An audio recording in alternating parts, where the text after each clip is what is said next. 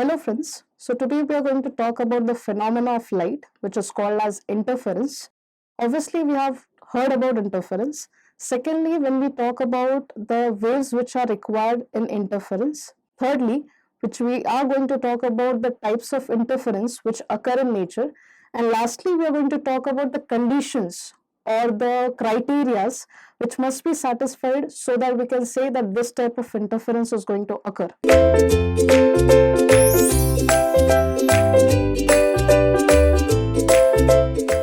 So, beginning with our topic, that is interference of light. First of all, as we are aware of the concept called as light from our school section, then we are even heard about light and the phenomena shown by light. In our college sections, we have even heard that there are certain phenomena which are shown by light and which are reflection, then refraction. These are the common phenomena which we are aware in our day-to-day life. Then we are also aware of some advanced phenomena, that is interference and diffraction. But in our college section, we have only covered that topic to a basic level. That is when I talk about interference and diffraction. So today, when we are going to talk about interference of light, we are going to start with the basic review of all the concepts. Then we are going to go to the new concepts of interference and thin film in next video. So right now, in today's video, we are going to specifically talk about the basic concepts of interference, that how does interference occur or how many types of interference are going to occur in nature. That is what all we are going to talk about. So starting with when you are talking about light, first of all, the way you say light is defined as an electromagnetic wave. So when I say wave, it is not necessary that light is always going to exist in a form of wave. Sometimes light shows a nature of particle, sometimes light shows the nature of wave. So we can conclude that light has dual nature. One is the particle nature and the other one is the wave nature. Now, when we talk about the phenomena of light, that is when we say photoelectric effect or we talk about Compton effect, or in the introduction part, I told you about reflection, I told you about refraction, then interference and diffraction. So all this interference, diffraction, reflection and refraction satisfy the wave nature of light. Whereas when we say photoelectric effect or Compton effect, or there are many more phenomena which exhibit particle nature of light. So first of all, when you want to define or when you want to understand that what is light, light is an electromagnetic wave. Secondly, when you talk about the natures of light, light is going to exhibit in two types of nature. That is, one is particle nature, another one is the wave nature. So we can conclude from here that light has dual nature. When you say dual nature, you mean to say it has a particle nature and wave nature. Next, when you come to the further part of particle nature as well as wave nature, I said that there are certain phenomena which are going to satisfy about the particle nature of light, and there are certain phenomena which are going to satisfy the wave nature of light. Obviously, as you are aware of the topic that we are going to expandly talk about interference of light, so it is going to exhibit the wave nature of light. So we are going to specifically talk about only wave nature of light throughout this video, that is in the phenomena of interference of light. Now, when you come to the concept of interference, interference is something, or we can say interference is a phenomena which is exhibited by the wave nature of light. Now, what do you mean by interference, or how many light waves are required for interference? That means if you have two or more waves, or if I have three waves or I have four waves, that means I at least require two waves together. And if I start adding these two waves together, I'm going to get a resultant wave.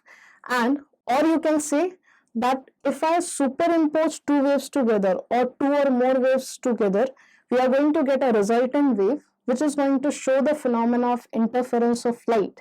So to get an interference, we require at least two waves or more than two waves. Now what to do with these waves is that we have to add them together, superimpose with them together, and we are going to ultimately get a resultant wave which is going to show the phenomena of interference of light. But the way I tell you that I'm just adding the two waves or I'm just adding two or more waves together, and I'm getting a resultant wave. That is what is interference. It's not that simple that adding of the two waves will give me interference. Obviously, there are certain conditions which has to be satisfied so that we can get interference of light. Now, what are these conditions? Like first is, which type of waves do you require for interference to occur? Now, when you say which type of waves, I say there are two types of waves which exist in nature. One is a coherent wave and the second is incoherent wave. Now, when you talk about coherent wave or when you talk about incoherent wave, let's first of all understand what do you mean by coherent wave, what do you mean by incoherent wave. Now, when we say coherent wave and incoherent wave, now when we talk about coherent waves, now when we say coherent wave is something which is going to have same frequency and constant phase difference. That means if suppose I have two waves and both the waves have the same frequency and they have the constant phase difference, then I'm going to call those waves as a coherent wave. But if I have two waves which have fluctuating phase difference or which have different frequencies, so obviously they are classified as incoherent wave. So when I say the minimum criteria or you can say minimum conditions required by the waves so that they can show the interference of light is the first one is that either the wave should be coherent or the wave should be incoherent. Now, which wave is going to be used for interference of light? Obviously, the answer is coherent waves are used for the interference of light. Now, as I said, coherent means two waves having same frequency and constant phase difference is going to be called as coherent waves. But if I have two waves having different frequency and fluctuating phase difference, it is going to be called as incoherent waves. So the way to define coherent waves and the way to define incoherent waves is that, now when you said coherent waves, we said either I can take two waves which have same frequency and what? Constant phase difference. So that is what you term it as coherent wave. And when you say incoherent wave, we talk about different frequency and fluctuating phase difference. This is what we mean by coherent waves and incoherent waves. So this is what we talk about coherent and incoherence. So out of the two, coherent or incoherent, we are going to make use of coherent wave for interference of light. Next is when we talk about different types of interference. Now, when we talk about the interference of light, obviously, when I talk about the light, we have three parameters by which the light is shown. That is, by which three parameters we talk about the light is, one is the speed, second is frequency, and the third is wavelength. As we have obviously heard about, that light has three parameters, that is speed, frequency, and wavelength. When I say C, C is indicating obviously speed and specifically in vacuum or air. When I write it as nu, nu is indicating frequency, and when you come to the term called as lambda, and lambda indicates your wavelength. So when we talk about light, light is shown by three parameters. Which are the three parameters which we are talking about is speed, frequency, and wavelength.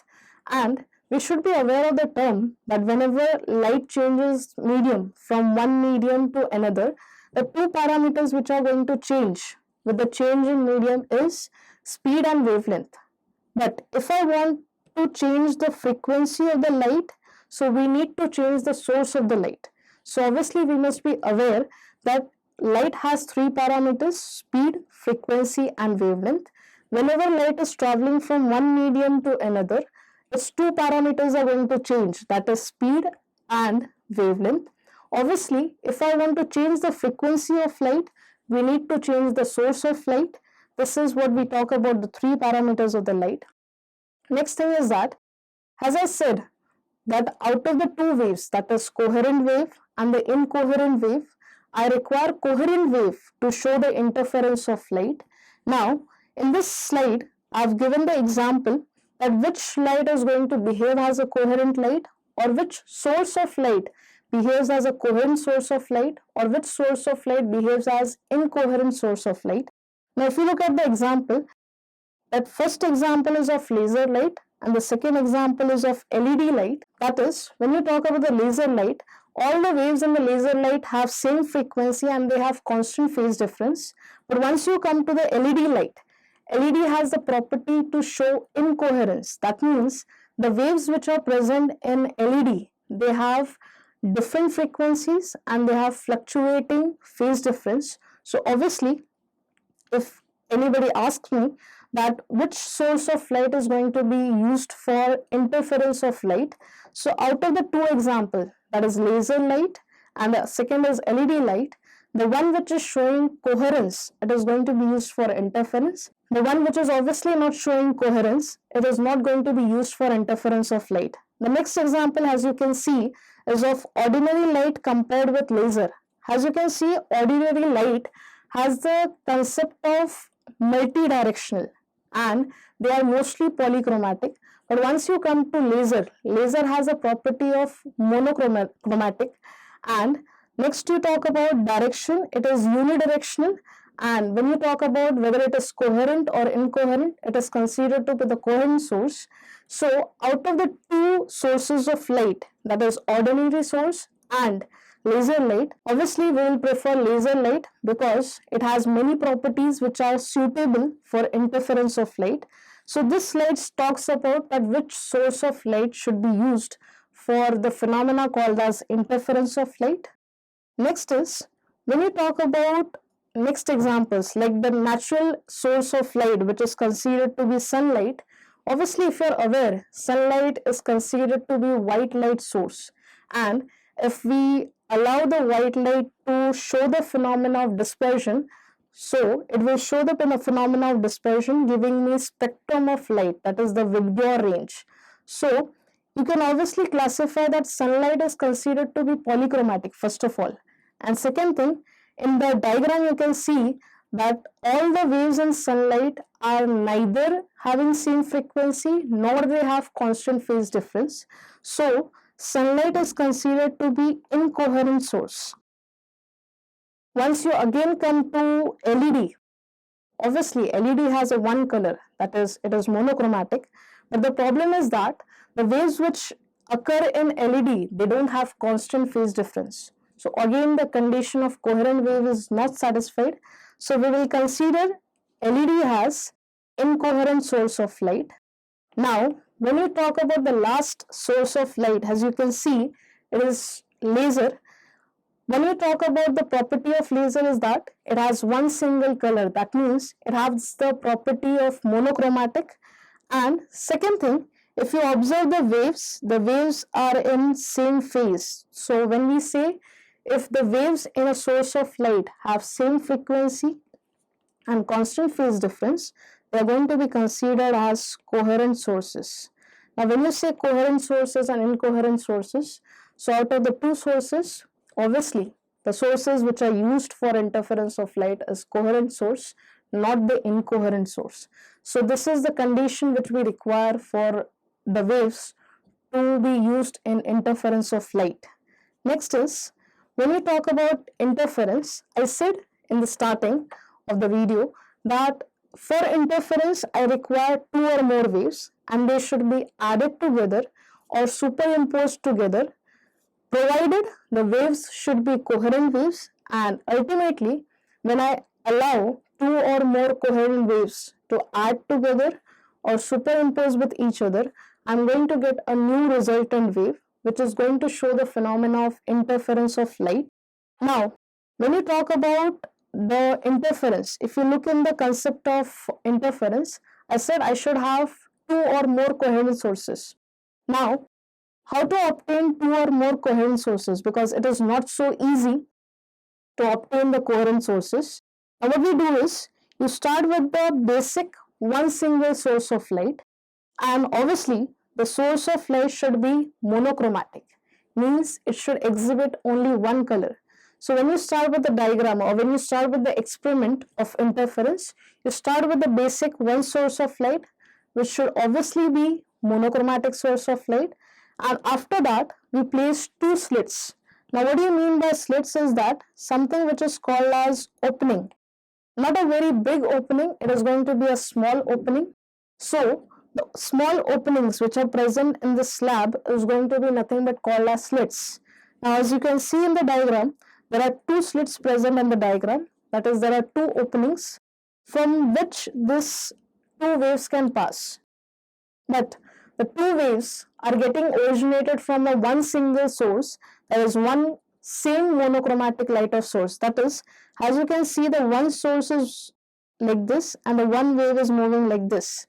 That means I have two waves emerging from one single source. Now, if some person is looking from this side, for that particular person, it will appear that the waves are coming from two different coherent sources. But obviously, if you look in the diagram, the two waves are nothing but coming from one single source, which is a monochromatic source. Now, after the two slits, the waves are going to start superimposing with each other. Now, when you say starts in superimposing with each other, now it depends upon the superposition of the waves that which type of interference I'm going to get. Like sometimes some type of superposition gives me constructive interference and some types of superposition of waves gives me destructive interference. So I can have both the type of interference, that is constructive as well as destructive. And obviously, to get these two types of interference, I must know that what type of superpositioning is occurring between the waves. So if two or more waves are getting superimposed with each other, I will either get a constructive interference or either I will get a destructive interference. Now, obviously, the question arises, what do you mean by constructive interference and what do you mean by destructive interference? When you say constructive interference, a point is considered to be a bright point, or you can say the point at which constructive interference occurs, that point is considered to be a bright point. And when we talk about destructive interference, which is also considered as a dark point, we say that the point at which destructive interference occurs, it is going to give me a dark point. That is, either you can have a bright point or either you can have a dark point, which is nothing but constructive interference gives me a bright point and destructive interference gives me a dark point. So on the screen, as you can see, that there is an existence of a bright point and a dark point. But as you can see in the diagram or in the screen, that I just don't have one bright point or dark point. There are bands of bright and dark points. That means this bright point is always considered as either band or you can even call it as fringe.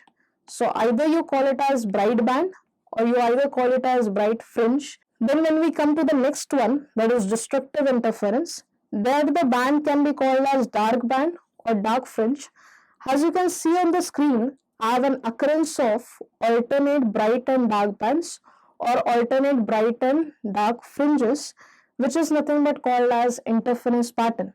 So when we take a monochromatic source of light, which is getting distributed into two coherent sources, and then the waves from these two coherent sources are allowed to superimpose with each other, giving me interference on the screen. And how do you get, or what do you mean by interference pattern on the screen is that we keep on getting constructive interference and destructive interference, or we keep on getting alternate bands of dark and bright. Now obviously when we obtain continuous or alternate bright and dark bands on the screen, we call that pattern to be interference pattern. Now how do you obtain this interference pattern? Now as I said in the previous part that light is considered to be an electromagnetic wave. But if you are aware that there are two types of waves which exist in nature, one is the transverse wave and the second is the longitudinal wave. When you talk about light, light is classified as a transverse wave. So light is considered to be transverse wave. Now what do you mean by transverse wave is that it consists of two parts. One is the crest and the other one is called as trough. So light is going to exist in the form of transverse wave. Now how to draw or how to show a transverse wave? This is how the transverse wave look like. Now if you look at the upper section of the wave, it is going to be called as crest. And if you look at the lower section of the wave, it is going to have a trough. So in this transverse wave, do we have continuous, or you can say alternate existence of crest and trough? So when we say light, light is an transverse electromagnetic wave. That means light is considered to be a transverse wave. Now what we talk about transverse wave is that we have two parts or two sections in the transverse wave. One is the crest part and the other one is the trough part. Now when I say interference, I said I require two or more waves. Now when you come to the second part, that how does constructive interference occur or how does destructive interference occur? If you look in the diagram, do I have a S source, which is obviously a monochromatic source? Now from one monochromatic single source, I derive two more sources. These two sources are going to behave as coherent sources because they are obtained from one single source. So they are going to have same frequency as the main source and they should have the constant phase difference. So A and B are going to behave as coherent sources, and obviously the primary source is your S. After the existence or after the coherent sources, what I do is I allow the waves coming from A and waves coming from B to overlap with each other or superimpose with each other.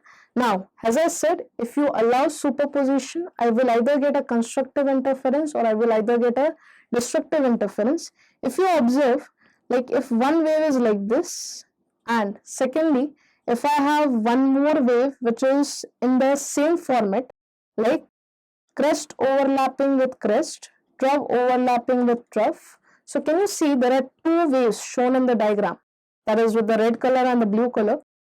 The crest of both the waves are overlapping with each other and the trough of both the waves are overlapping with each other. This is going to give me constructive interference. And wherever this type of overlapping takes place, that point should be considered as a bright point. But in the other case, if I have a wave like this, one of the wave like this, and if I have second wave in this manner, so as you can see, the crest of one wave is overlapping with the trough of another, or crest of another wave is overlapping with the trough of the one wave. In this case, this is going to give me destructive interference. So if crest overlaps with crest and trough overlaps with trough, it gives me constructive interference, and if crest overlaps with trough of another wave, it is going to give me destructive interference. So in this way, the two or more coherent waves overlap with each other, giving me either constructive or destructive interference, which are always alternate, and this whole pattern is called as interference pattern, and the phenomena is called as interference of light. Now, as we talk about this two interference or the types of interference which are constructive and the destructive, I said the crest overlapping with crest or trough overlapping with trough is going to give you a constructive interference. But if the crest is overlapping with trough of another wave or trough of one wave is overlapping with the crest of another wave, it is going to give me a destructive interference. But which mathematical criteria are being satisfied over there? Now when you talk about crest overlapping with the crest of another wave or the trough overlapping with the trough of another wave, in this case the phase difference is considered to be 0, or it should be the integral multiple of 2 pi. So whenever we see an overlapping of crest with crest and trough with trough, that is in terms of constructive interference, the phase difference is considered either to be 0 or it should be the integral multiple of 2 pi. That is the first condition. Secondly, obviously we are aware of the term called as amplitude, that all the waves have amplitude. What do you mean by amplitude is that, suppose if I draw a wave like this, okay, and this is the line of minimum displacement. So the distance measured from the line of minimum displacement to the maximum point, this distance is referred to as amplitude, that is capital A. Now this line is of minimum displacement, and when you say the line is representing minimum displacement, the way you are measuring your amplitude of any wave is measured from the line of minimum displacement to the maximum point. So this is your amplitude. Now even if I want to look at the second part, this is also indicates the amplitude. Now In constructive interference, if you look in the diagram, there is one wave like this, and the second wave is also overlapping upon it. So the amplitude of both the waves are going to overlap with each other. Suppose the amplitude of the first wave is A and the amplitude of the second wave is also A.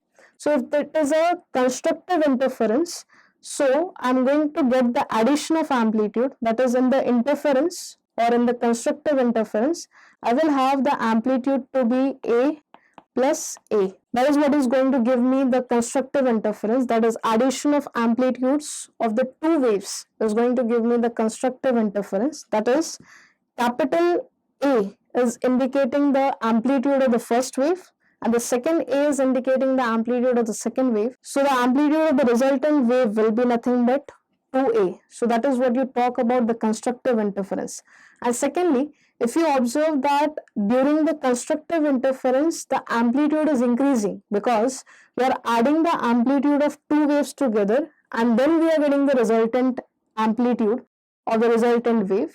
So that means the resultant wave which we get in constructive interference experiences the increase in amplitude. That means the point of the constructive interference or the bands obtained in constructive interference will have more amplitude, and as we are aware that the amplitudes are always related to intensity, so as the amplitude increases, the intensity of light is increasing. So that means during constructive interference, the amplitude of the resultant wave increases, and if the amplitude increases, the intensity of the light is going to increase, giving me a bright point or a bright band or a bright fringe in the place of constructive interference. Next, the mathematical conditions or mathematical criteria required for destructive interference is that, like if I have this one wave which is traveling in a form of, that is orange wave, that is your one light wave traveling in a forward direction, and then you have the second green color wave which is also traveling in the forward direction.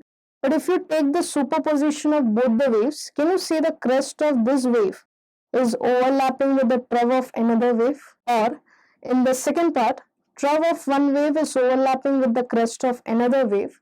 So that means the crest of one wave is overlapping with the trough of another wave, or the trough of one wave is overlapping with the crest of another wave, giving me obviously the destructive interference. And as I said, in the destructive interference, the phase difference is always going to be of pi radian. And when we talk about destructive interference, suppose if I consider the amplitude of this wave to be A and the amplitude of this wave to be A, but as they are getting superimposed or overlapped destructively, so their addition is going to represent like this, A plus minus A. So what is the amplitude of the resultant wave going to be? 0. That means during the destructive interference, I will get completely a light wave having 0 amplitude. That is why, as you can see, there is only a single line without a wave. So I get no light wave over here. So if I have no light wave in this case, that is, the resultant wave is a no light wave, so it is going to be representing a dark point. That means during destructive interference, I have the superposition of opposite phases, or you can say the addition of amplitude is taken in a manner that amplitude of one wave is added to the opposite of the amplitude of the another one, that is A plus minus A. The resultant amplitude is going to be 0. So 0 is indicating the amplitude of the resultant wave. That means it indicates that the resultant wave has no light present in it. That means the wave is going to be not present in that region. That means there will be no light in that particular section or in that particular band, which is going to completely represent a dark point. So this is the way constructive interference gives me a bright band or bright fringes, or you can say destructive interference gives you a dark band or dark fringes. And in this manner, if I keep on getting alternate bright and dark fringes, this is what we call it as interference of light, or the pattern is called as interference pattern, that is alternate bright and dark bands. As you can see in the diagram, this is what I've shown. This crest overlapping with crest is going to increase the amplitude, and crest overlapping with the trough it is going to decrease the amplitude and the intensity will be zero. This is what we talked about, the constructive interference and destructive, the types of interference. Then we talked about the waves which are required for interference. So this was the basic idea about the interference.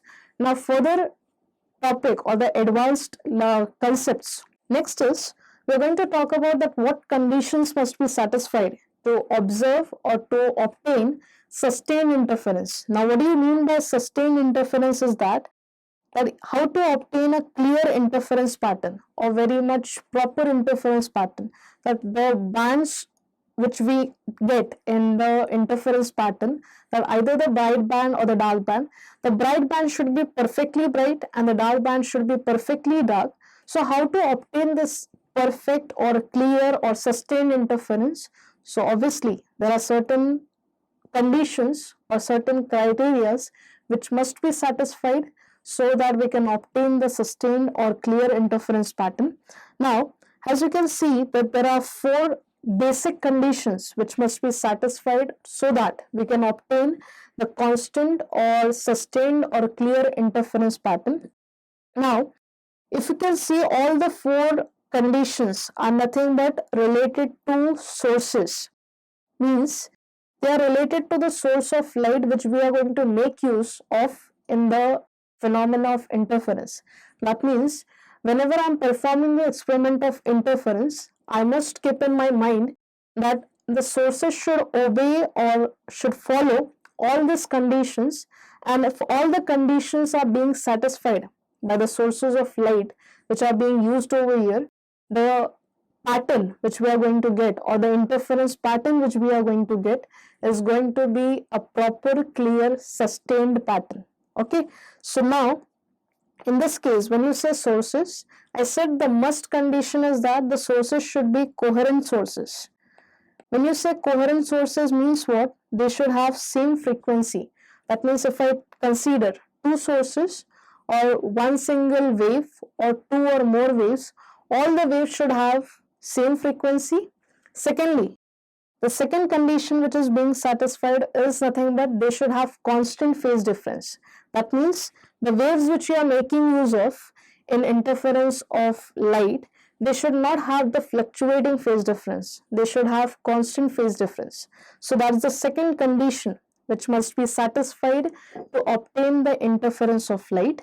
The third condition is that the light should be plane polarized light. Now what do you mean by plane polarized light is that light has a tendency to vibrate in different directions. Like if I keep a source of light, the waves are going to vibrate in different directions. Or if you want to be more specific, when a wave is traveling through a medium, the particles keep on vibrating in all the directions. But if I want to make a light a plane polarized light, so I have to restrict all the vibrations in one single direction. That means before plane polarization, the light has a vibration in all the direction. But if I restrict the vibration of light in one single direction, that is what is termed as plane polarized light.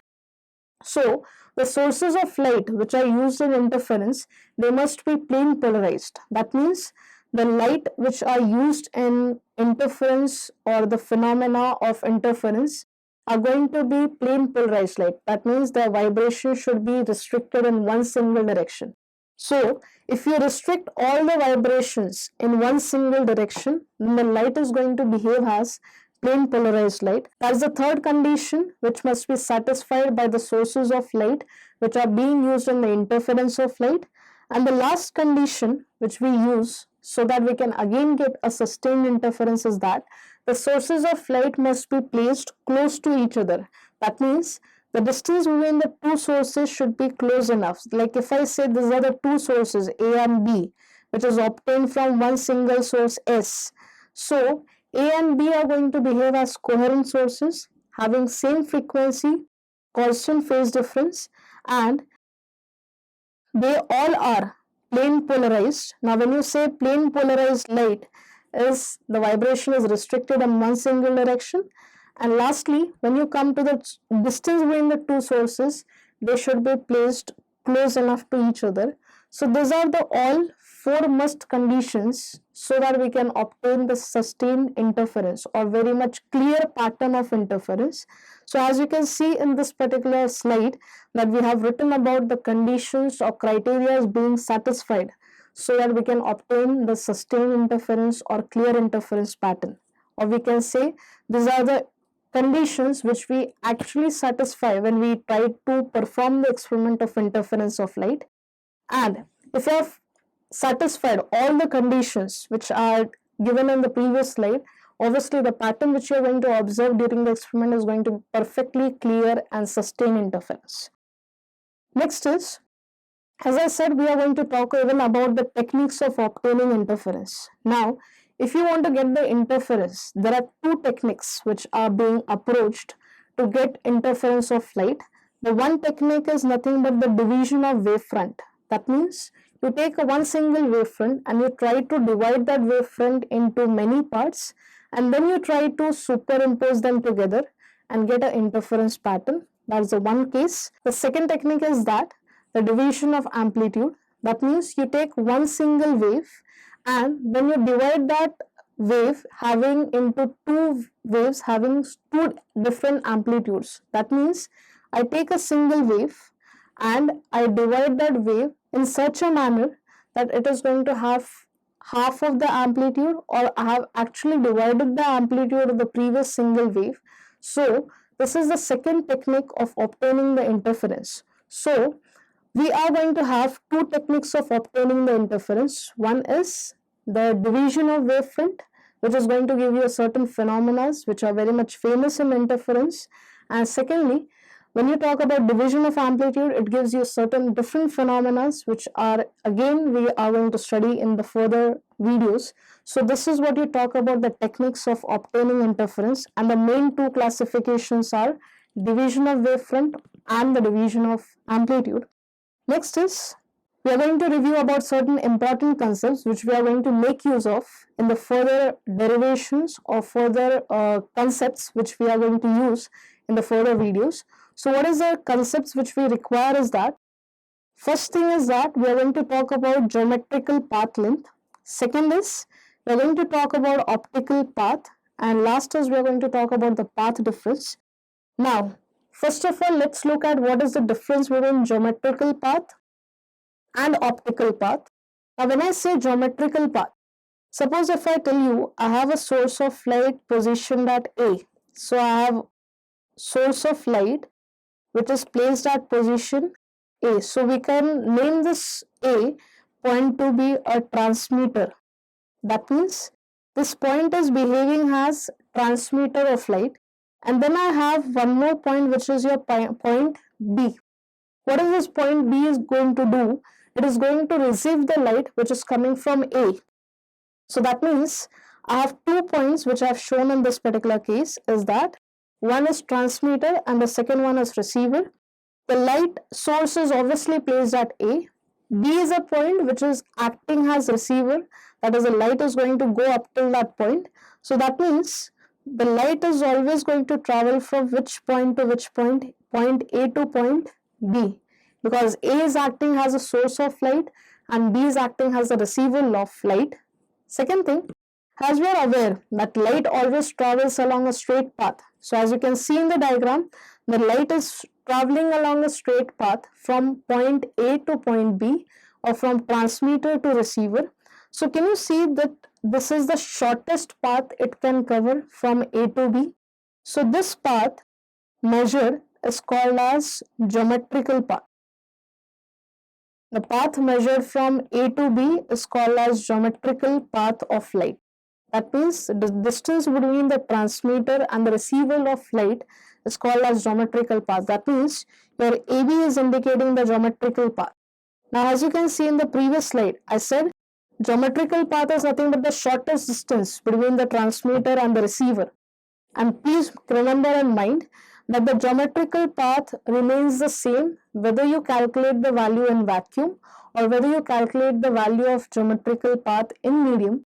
So if I want to measure AB distance either in vacuum or in medium, its value is always going to remain same. So geometrical path is something has the shortest distance between the transmitter and receiver, which remains same either in vacuum or even if you change the medium. So this is what you talk about geometrical path length. Next is when you talk about optical path length. Obviously there is a difference between geometrical path length and the second is optical path length. What do you mean by optical path length is that, suppose if I tell you I have a medium which is air, okay, and air or vacuum, and the light is traveling through this air or vacuum for time t. So I consider two positions A and B, which is obviously in which medium? Air or vacuum. So light is supposed to travel from A to B because the source of light is kept at A.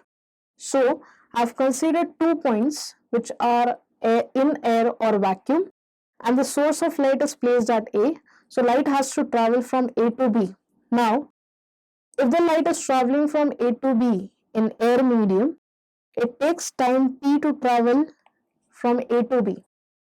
But on the same side, if I take some other medium, when I say some other medium is, I can take an example as water.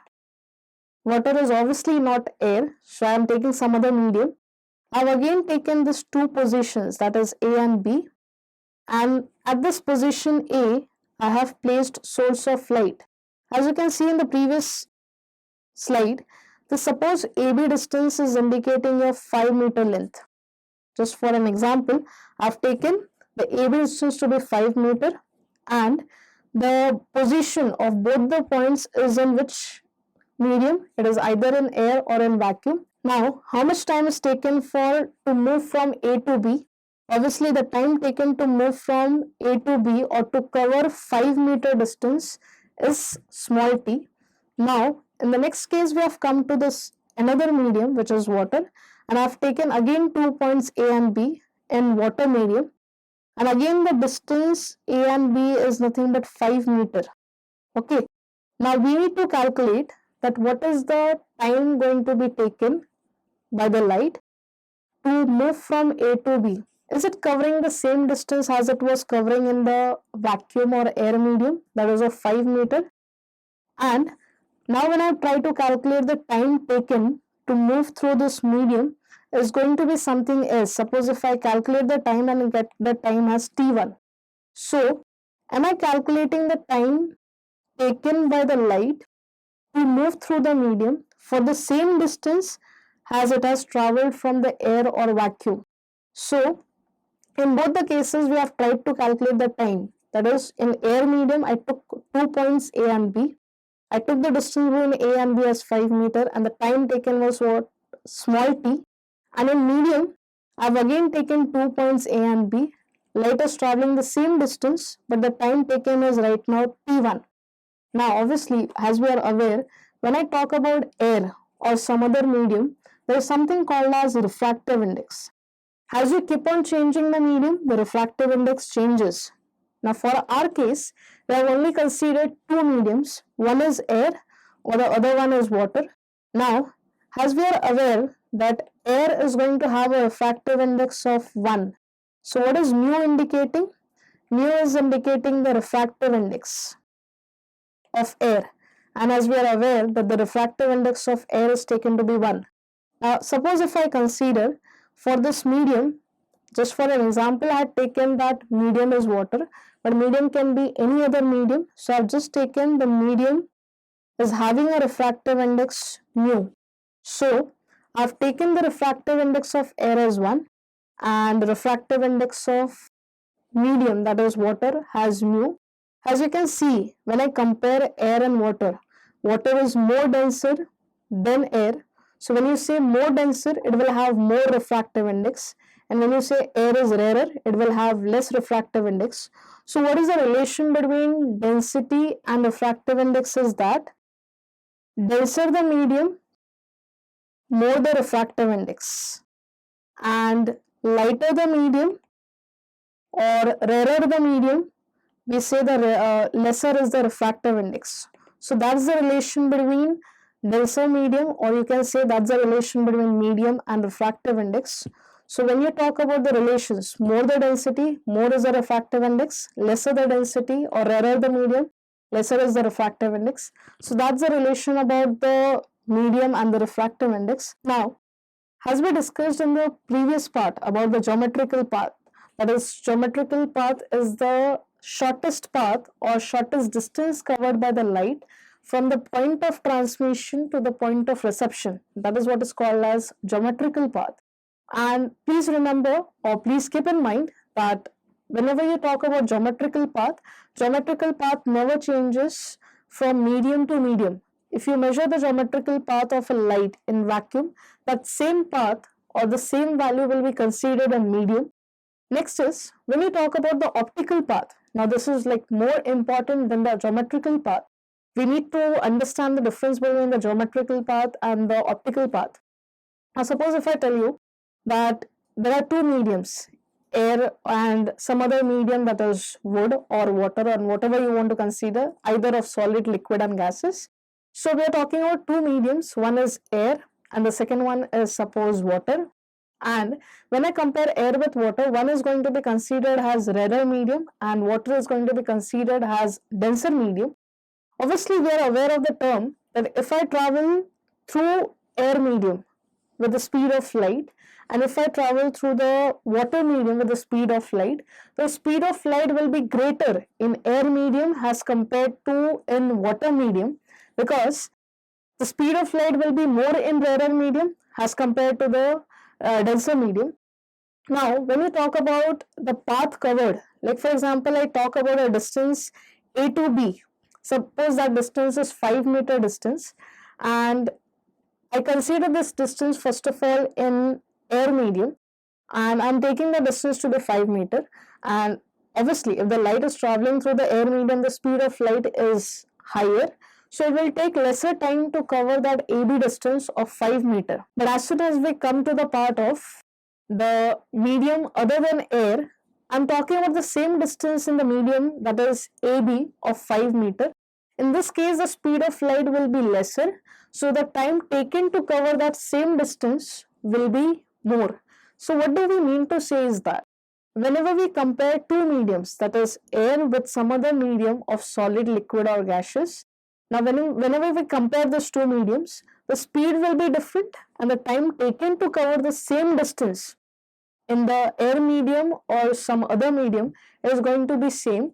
So that means you are saying that the distances are same in air medium as well as in any other medium, but the speed is different and the time taken to cover that distance is also different. So let's look at by what parameter this distance or the time or the speed is going to be different. Now whenever you talk about the different concepts of optical path, in this case, suppose if I consider one medium to be air and the second medium to be wood. Obviously, if I compare the two mediums, one is considered to be the rarer medium and the second one is considered to be the denser medium.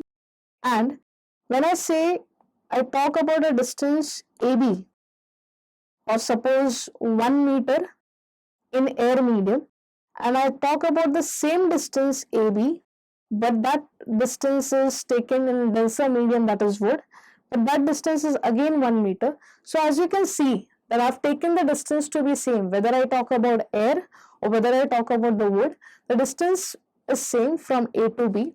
But what happens in this case is that the speed is going to be higher.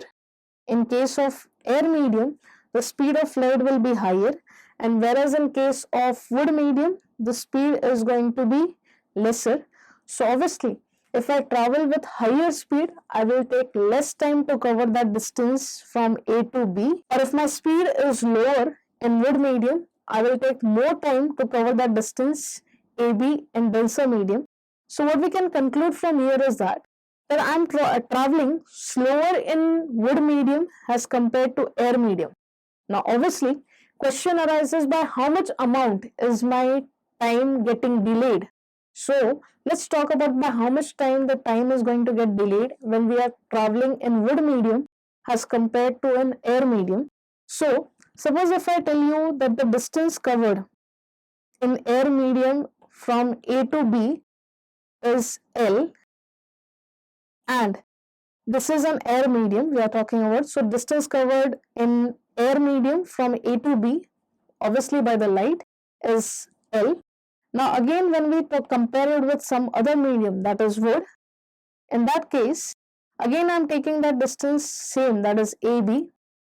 The distance again is L, but as the mediums are different, air and wood, in this case the speed is greater in air medium, and in wood the speed is less because it is a denser medium. So time delayed will be in which medium? Obviously in wood medium. So the time taken will be more to cover the same distance as which is being covered in air medium. So when you talk about the time delay, or by how much time the time is getting delayed, we are going to talk about a term which is called as mu. Now what do you mean by mu is that mu is considered to be called as refractive index. Now again, we are aware of the concept, that is, what do you mean by refractive index? As the medium changes, the refractive index of the medium changes. That means, may I conclude that the refractive index is the property of the medium. If the medium changes, the refractive index of the medium is also going to change. Now again, as I said, air is rarer and wood is denser. So do we have two different medium? That is, one is rarer and the other one is denser. So obviously, the rarer medium is supposed to have lesser refractive index and the denser medium is supposed to have greater refractive index. So if you look at the comparison of rarer and denser, the refractive index is lesser in rarer medium and refractive index is more in denser medium. Now obviously I said the light is going to travel with a lesser speed. That means the time delay will be more in denser medium. By how much more? We can say that light is going to travel mu times slower than it has traveled in light. So obviously, when light is traveling through wood medium, we can consider that it is traveling mu times slower than whatever it has traveled with in air medium. So that means, is the light covering same distance? Yes, but the speeds are different because the medium are different. One is rarer and the other one denser. So by how much time slower the light is traveling in the denser medium, we consider that slower amount, or that amount, to be mu times slower. So we can say that light travels mu times slower in medium as compared to air. So when you say mu times slower, so that is what you talk about, the delay in time which is being considered in the denser medium. So that is what you talk about, denser medium and the rarer medium.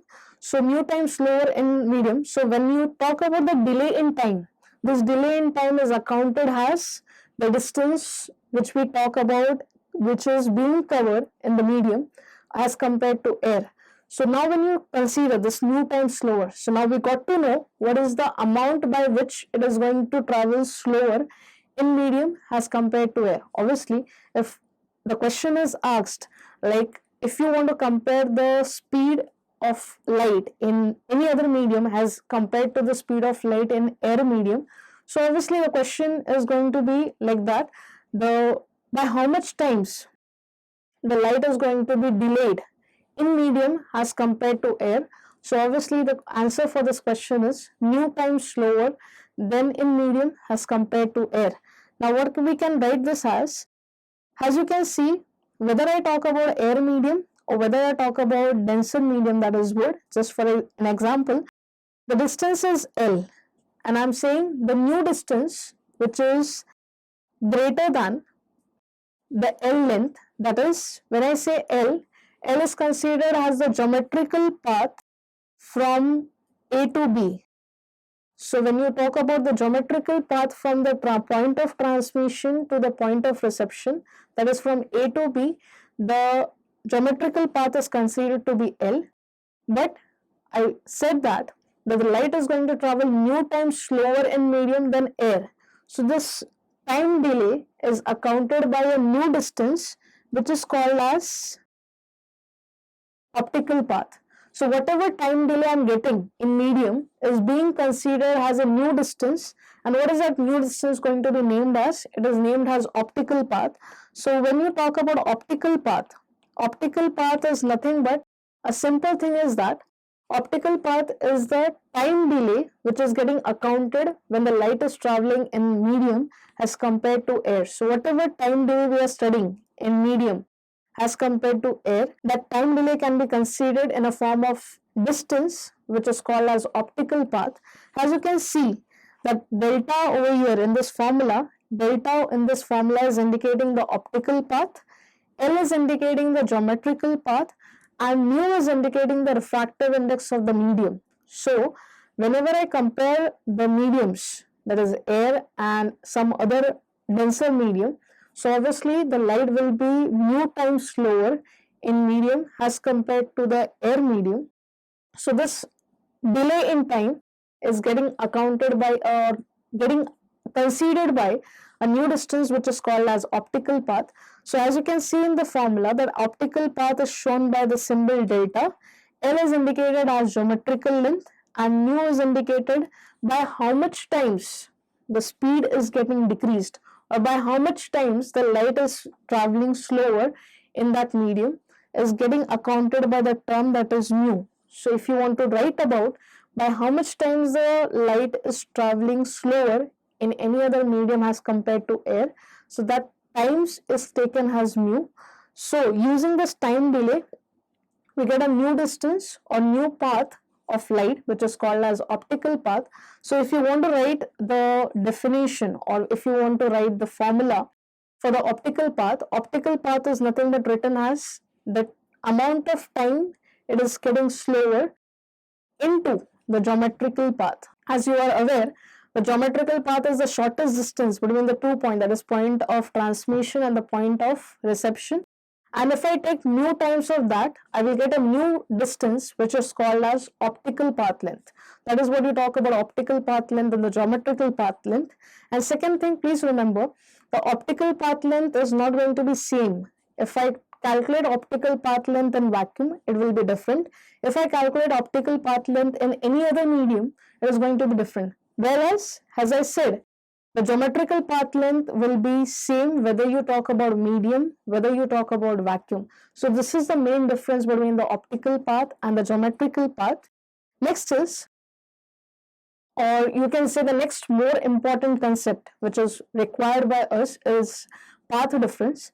Now what do you mean by path difference is that, suppose if I consider two rays traveling from a certain point of source to a common point, and if I start calculating what is the optical path difference between the two rays, that is nothing but going to be called as path difference. So, for example, if I consider two sources which are going to a common point, like for example, I take a source S1, that is a source of light, and I take a source S2.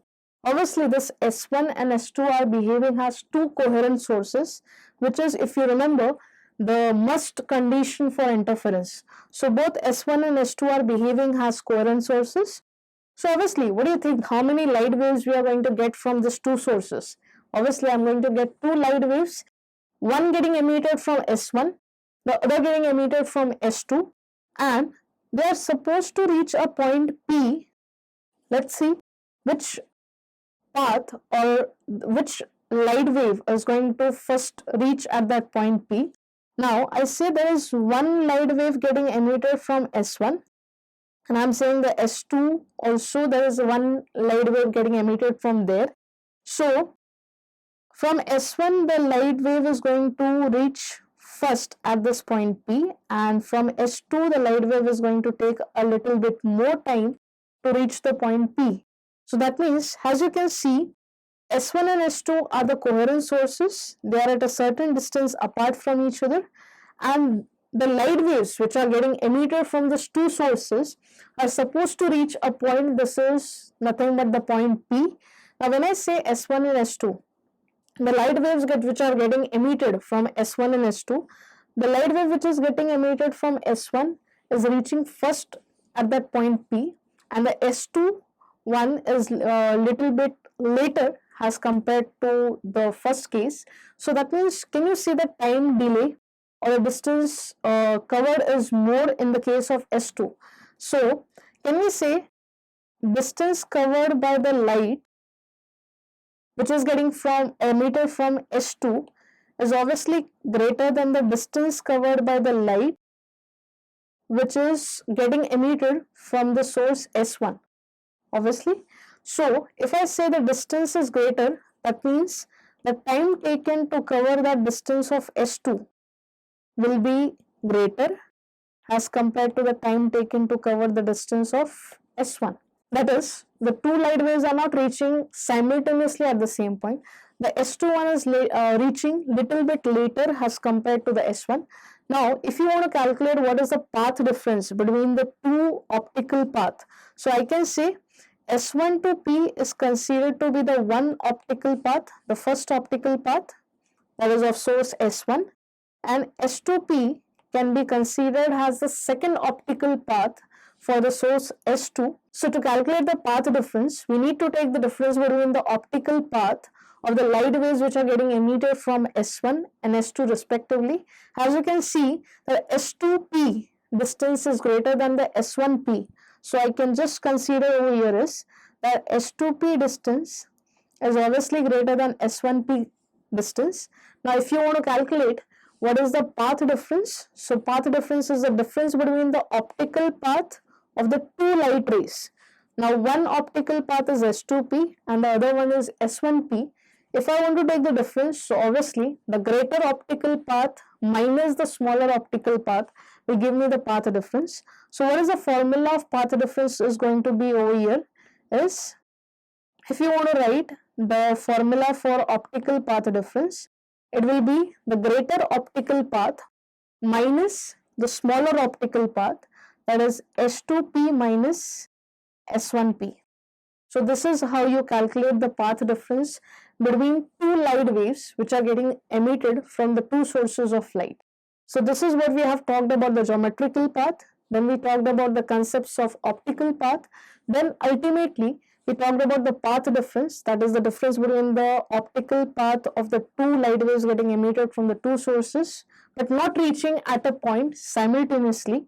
Now when you talk about the path difference, we can write this path difference twice, like is one we can write it as geometrical path difference and the second one we can write it as optical path difference. As you can see in the previous slide, we wrote that the in general path difference is written as S2P minus S1P, but if I want to write that as a geometrical path difference, now if you are writing it in the form of geometrical path difference, it is written as directly the value of S2P minus S1P, directly the length L.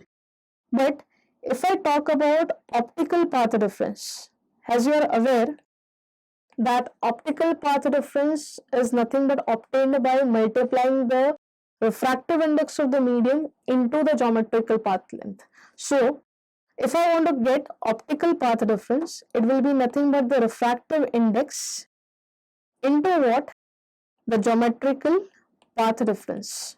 So if I want to get the formula for optical path difference, it will be written as, suppose the refractive index of the medium through which the light is traveling is mu times the geometrical path difference is given as S2P minus S1P. So this is like the two path difference which we can calculate using the concepts of geometrical path length and other one, that is optical path length. So geometrical path difference is directly the difference between the two optical path, but when you talk about the optical path difference, it is going to be the mu times of the geometrical path difference. So obviously we need to remember this concepts of path difference so that we can make use of this in the calculation of interference in thin films. Next is the last and the basic important part of this concept is phase difference. Now what do you mean by phase difference is that, now suppose if I consider air medium, and in that air medium I tell you that the distance covered by the wave is around lambda. So I have considered a air medium and the distance covered by wave or the light is lambda. For this wavelength, or you can say for the distance covered by light in air medium is wavelength. So the corresponding phase which is going to change for the lambda distance is going to be 2 pi. So that means we can say, if suppose I have a light which is getting emitted from source and is traveling through air, and the distance covered by the light wave is lambda. So for the distance lambda, the phase is going to change by 2 pi. Now, if I change the medium, I'm not keeping the light right now in air medium, I'm changing the medium from air to some other medium, like you want to keep it in kerosene or whether you want to keep it in water, whatever you want to consider. So I'm changing the medium. So in the first case, I've considered air, the distance traveled is lambda, and for the distance lambda, the phase changes by 2 pi. But when you come to some other medium, I say that the wave is traveling the distance L. So obviously the question arises by how much the phase will change. So what is the scenario of this concept is that you are saying I've considered air and medium. When the light is traveling through air, the distance covered is lambda and the corresponding phase change is 2 pi. Now the same light is allowed to pass through medium. It is covering a distance of L. So the question arises, how much will be the phase change? Now if I want to calculate what is the phase change if the wave is traveling through medium having distance L, the phase change will be taken as, like if you can see, this is like normal mathematics. If you are going to calculate delta, it is nothing but going to be the 2 pi L times divided by lambda. So are we getting the phase change by the light in the medium which is covering a distance of L corresponding to that air? So that means you try to say that when it is traveling through air, the distance covered by light is lambda and the corresponding phase change is 2 pi. That is, we are aware of it. But when we changed from air to medium, the distance is L, so the phase change was taken as delta, but we are not aware of the value. So we calculated the value of delta as 2 pi L by lambda. So are we getting to know what is the phase change when the light travels distance L in a medium? Now, this is what you have calculated in the normal scenario. But if I want to write this formula in some other medium, then we obviously introduce the term of mu. As you are aware, when I talk about geometrical path, we just write L. That is, the distance covered is L. But when you talk about optical path, the distance is going to be mu into L. So if you look at the formula, when the wave travels in the distance L in medium, and if I want to calculate the formula for phase difference in terms of optical path, the formula is going to change as delta is equal to 2 pi optical path divided by lambda. So the first formula is in terms of geometrical path. As you can see, L indicates the geometrical path. But when you are writing the second formula, we are writing the formula for the same case. That is, we are writing the formula for phase difference, but in terms of optical path. So instead of L, we are making use of delta. And if you know the relation between delta and L, delta is your optical path, L is your geometrical path. The relation between delta and L is taken to be delta is equal to mu into L. So the next formula is written as 2 pi delta by lambda. That is, delta is indicating, this delta is indicating phase difference.